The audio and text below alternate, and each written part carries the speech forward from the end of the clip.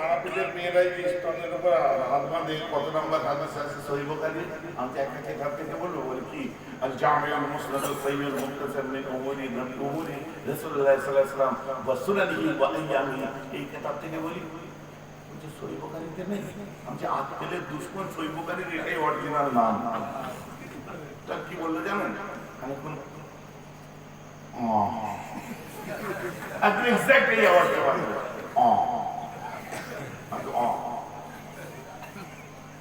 আমাদের মা বোনেরা আপনারা শুনে নিন, ওকে আমি বলি, আপনি নামাজে কোথায় হাত বাঁধবেন, কোথায় হাত বাঁধবেন, এই হাত বাঁধা ওয়াজিব ফরজ কিছু না। কথা বুঝতে হচ্ছে? যদি বাঁধতে হয় একটাই মাত্র সহিহ হাদিস বার করতে পারবেন, ও আপনাদের সহিহ ইবনে খুজাইমা রাখেন, আপনি ভুটে খাওয়া আছে মুসান্নাফে আবি শাইবা পড়ুন, ওর মধ্যে একটাই সহিহ হাদিস হাত কোথায় বাঁধবেন সেটা হচ্ছে তাহতা সুররা, নাভির নিচে। সুবহানাল্লাহ, সুবহানাল্লাহ, বলে সুবহানাল্লাহ, সুবহানাল্লাহ। তা আপনাদের মা বোনেরা বুকে বাঁধে কেন? এই জন্যই হাত কোথায় বাঁধে ওয়াজিবের বা ফরজের মধ্যে এটা পড়ে না। তাই আমাদের মা বোনেরা পর্দা ফরজ, নিজের আবরুকে যতদূর খুশি ঢেকে ঢুকিয়ে তারা নামাজ পড়ে।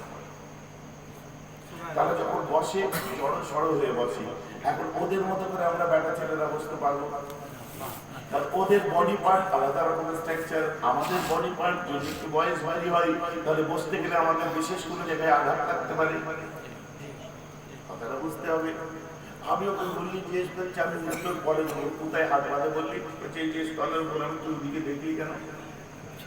চোখ খারাপ লোক, নজর খারাপ লোক, আমাদের বউ বেটিদের ওখানে তাকিয়ে দেখলি কেন? আমি জবাব কত আমি পরে দিচ্ছি।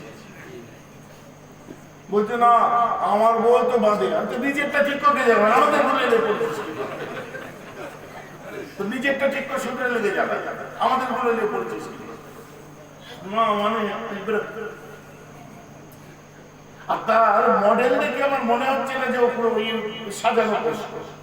শোনেন ভালো করে আছে, বাংলাদেশের গাজীপুরে আমি বক্তব্য দিচ্ছি, আমাকে নিয়ে গেছে, আমি বেসিক সাইড শেখাচ্ছিলাম যে আপনারা যখন নামাজে দাঁড়াবেন তখন আপনারা দুটো বড় আঙুলকে কানের লতি বরাবর নিয়ে যাবেন, আঙুলগুলো ফারাকাত করে দেবেন, আল্লাহু আকবার বলে ডান হাতের কাফ দিয়ে বাঁ হাতের বাহুটাকে ধরবেন, হাত ছেড়ে দেবেন, অটোমেটিক তাকসুরা নাভির নিচে হাত চলে যাবে।